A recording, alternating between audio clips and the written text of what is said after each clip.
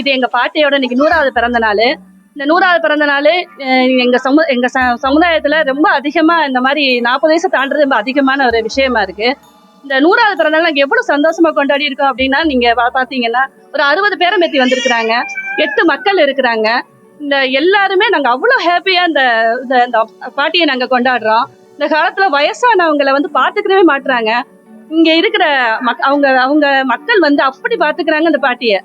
நீங்க பாத்தீங்கன்னா இந்த 40 முதியோர் இல்லத்துல சேர்த்துட்டு இருக்காங்க. 100 வயசுலயே அப்படியே பெட்டகத்துல பார்த்த மாதிரி பாத்துக்கிட்டு இருக்காங்க. ரொம்ப ஹாப்பியா அந்த பாட்டி இருக்கிறாங்க.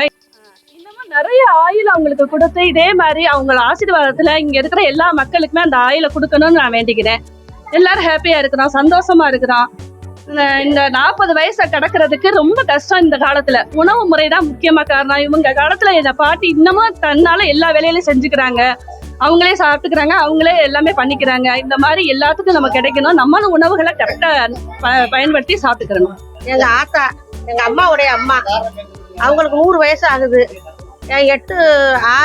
6 பொம்பளை பிள்ளைங்க, 2 ஆம்பளைங்க, 8 பேர் பேரம்பேத்தி எல்லாம் ஒரு 50-60 பேர் இருக்கோம். நாங்க சந்தோஷ முறையில் எல்லாரும் நல்லபடியா இருக்கோம். நாங்க வெளியூர்ல இருந்து எல்லாரும் நாங்க வந்திருக்கோம். எங்க பாட்டிக்கு 100வது விழா கொண்டாடுறதுக்கு நாங்க சந்தோஷமா கொண்டாடி இருக்கோம், கேக்கு வெட்டி.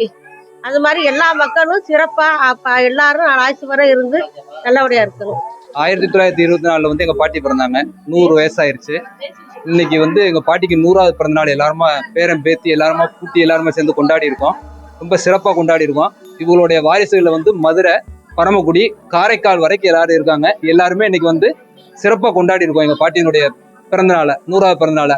இந்த மாதிரி எல்லாம் இந்த வயசுக்கு நம்ம எல்லாம் இருப்போம்ங்கிறது சந்தேகம்தான். பாட்டி இந்த வரைக்கும் இருந்திருக்காங்கன்னா அந்த காலத்து சாப்பாடுனால அந்த அளவுக்கு ஆரோக்கியமா இருக்காங்க.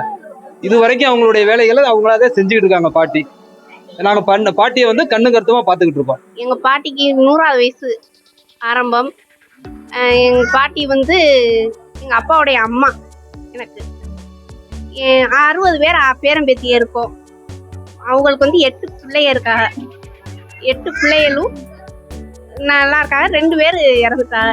இன்ன வரைக்கும் எங்க பாட்டி அதுவா நல்லா அது வேலையா செஞ்சுக்கிட்டு